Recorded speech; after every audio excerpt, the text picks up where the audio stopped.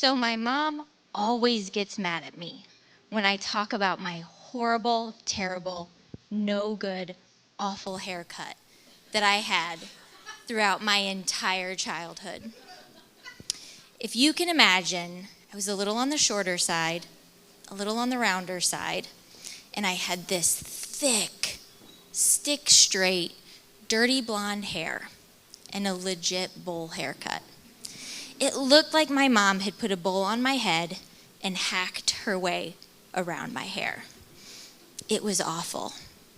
I don't think I realized at the time just how bad that haircut was, but I am 100% sure that it is the number one reason for most of my childhood turmoil. When I was 5 or 6 years old, I was going to the library. I was being my kind little self, walking up to the library, and I held the door open for this little old lady. She bent down as sweet as could be and patted me on the head and said, "What a sweet little boy you are." And I was crushed.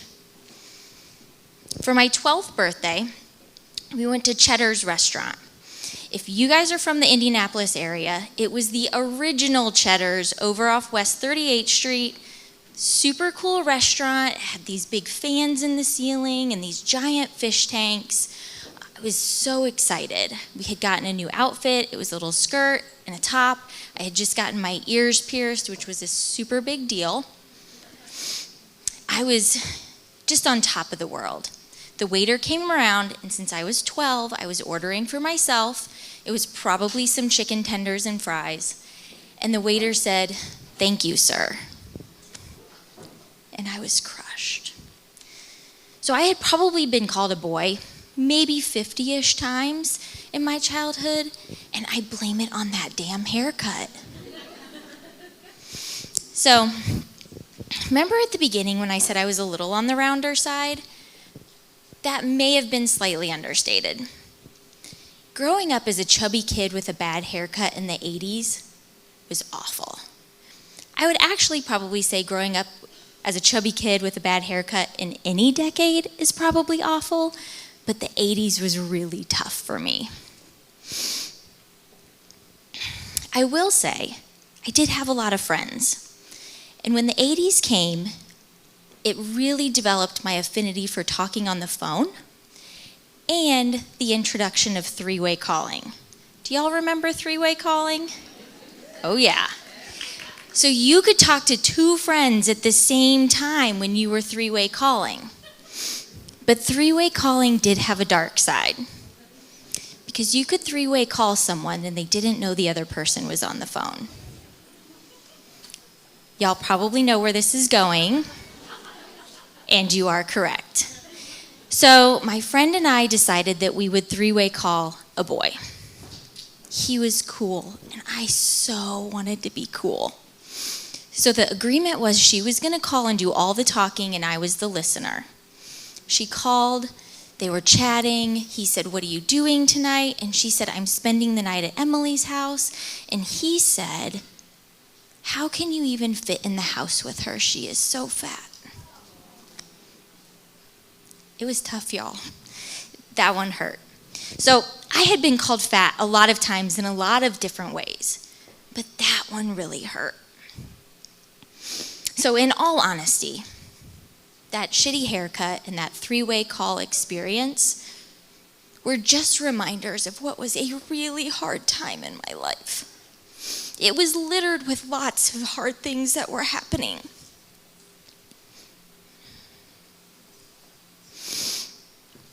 And I'm going to guess that each of you probably have a shitty haircut or a three-way call experience too.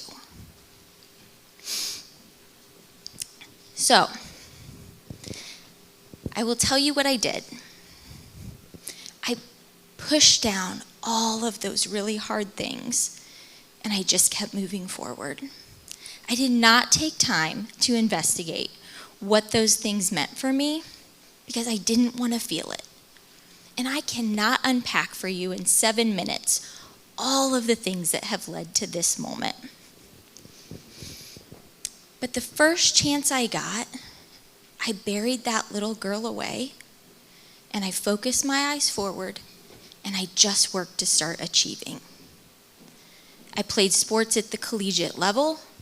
I got a master's degree, traveled across the country twice for my career.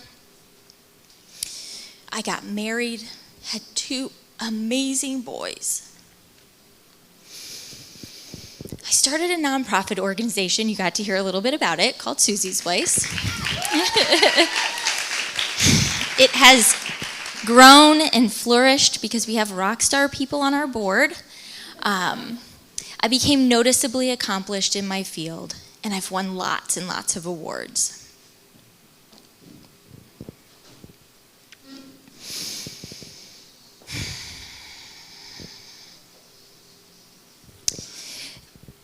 So ironically, what I chose to do for a career is I am a child forensic interviewer, which means I investigate crimes against children.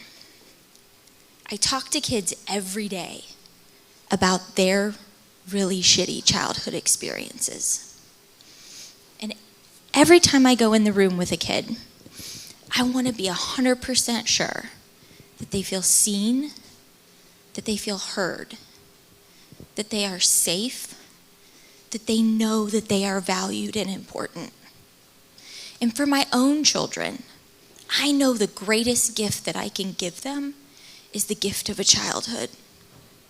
A childhood where they know what it feels like to be loved and to love themselves wholeheartedly. And I know that my parents wished that for me too, but somewhere between that shitty haircut and that 3-way call experience, I started to feel really ashamed of that little girl. When I was getting ready to tell this story, to prepare this, I was out to dinner with some of the ladies. And I showed them a picture of that 9-year-old girl on my phone. And one of the ladies was like, "Why would you have that out? Why is that so easily accessible? Why are you showing that around?"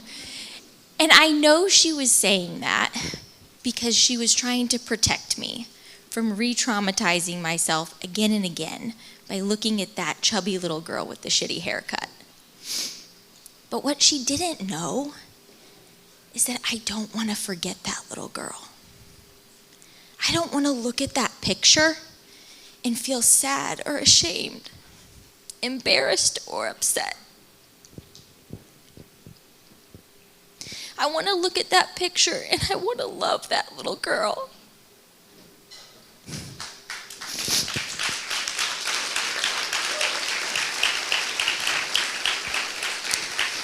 I want to love her because she is me.